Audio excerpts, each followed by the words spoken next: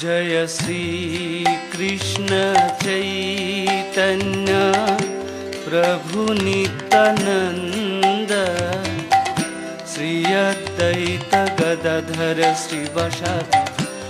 No Brasil, temos mais de 100 milhões de jovens com celular, graças ao socialismo da China. A maioria possui um celular ou um computador que custa metade dos computadores da burguesia americana. A praxe socialista foi exercida antes mesmo do compêndio teórico desenvolvido por Marx. No século XV, quando os otomanos ainda exerciam domínio sobre a Índia, as manifestações culturais indianas foram proibidas para fragilizar a identidade do povo.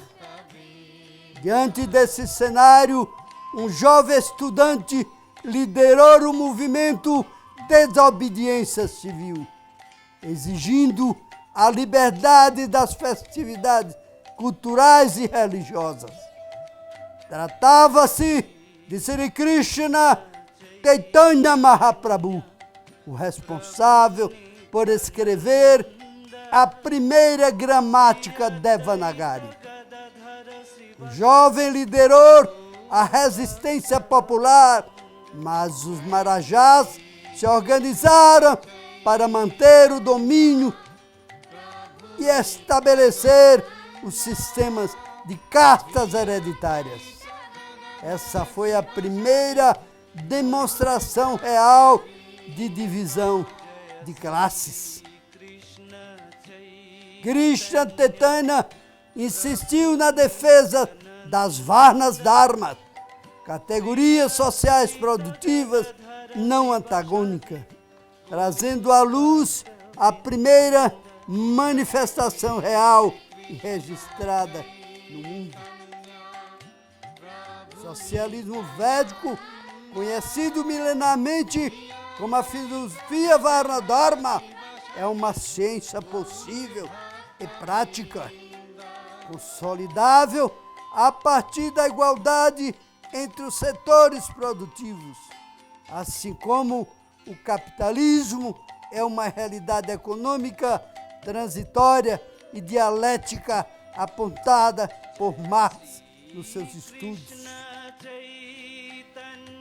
Voltada para a educação científica, a Índia, com uma população 5 vezes maior que o Brasil, está conseguindo vacinar o seu povo. A Índia conseguiu tirar da miséria 700 milhões de famílias, da miséria do estado de miséria social. Usando a logística do auxílio social, da Bolsa Família, da agricultura familiar, que foi mantida no Brasil durante o governo Lula. O socialismo védico foi defendido pelos principais pensadores indianos como modelo necessário. Chaitanya Mahaprabhu defendeu inclusive a socialização da propriedade para oferecer a todos a equidade, o direito ao bem e à dignidade, além de ser um dos defensores da psicologia Harirama transcendental. Esse modelo se difere em todos os aspectos do modelo capitalista praticado no Brasil. A manutenção das riquezas por uma pequena elite dominante é defendida pelo atual governo Bolsonaro. A exemplo da portaria sancionada por ele, na qual garante um aumento salarial de até 69% para militares, ultrapassando o teto constitucional. Para quem não entendeu como funciona, Bolsonaro se permitiu aumentar o próprio salário. Tanto o presidente Bolsonaro quanto seus generais serão beneficiados com repasses exorbitantes. O cenário econômico crítico no Brasil não intimidou o mandatário brasileiro. A situação econômica do Brasil é tão crítica que 66% da população está inadimplente, sem emprego, sem dinheiro e devendo aos bancos. O trabalhador vive a miséria provocada pelo governo Bolsonaro, que segue abastecendo de recursos os seus guardiões no Congresso Nacional. Na contramão de tanta desigualdade, o socialismo histórico nos ensinou que a riqueza produzida pela humanidade não deve ser concentrada. O mundo produz alimentos e bens de consumo suficientes para a sobrevivência de toda a humanidade. Mas essa distribuição está impedida de ser realizada pelos grandes capitalistas. Guedes e Bolsonaro, o Brasil se apresenta ao mundo como uma cópia subdesenvolvida do modelo capitalista que não deu certo nos Estados Unidos. Este governo, sem honra, sem caráter, cheio de maledicências, este governo do capitão anárquico, estúpido, sem pudor, que humilha a falta de um membro acidentado do herói vencedor Lula. É cúmplice, o verdadeiro ladrão dos 10 bilhões de ouro vivo que o seu sócio Guedes levou do Banco Central e trocou por papéis inúteis, podres, dos banqueiros sem moral, dos banqueiros maiorais, do liberalismo.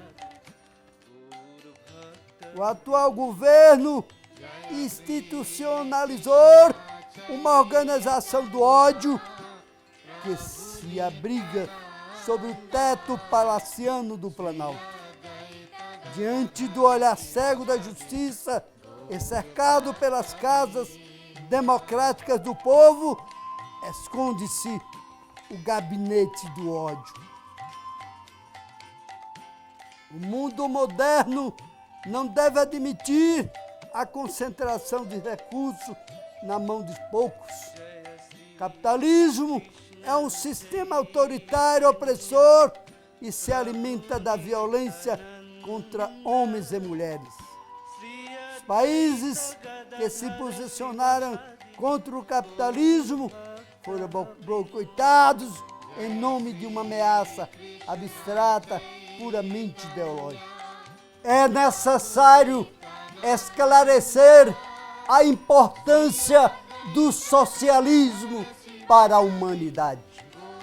O socialismo salvou a vida de milhões de vietnamitas que perderam tudo na guerra contra os Estados Unidos.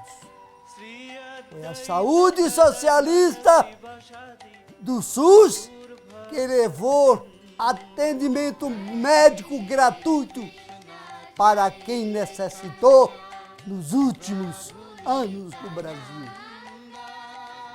Foi a proposta socialista de universalização do ensino que motivou a criação das nossas universidades.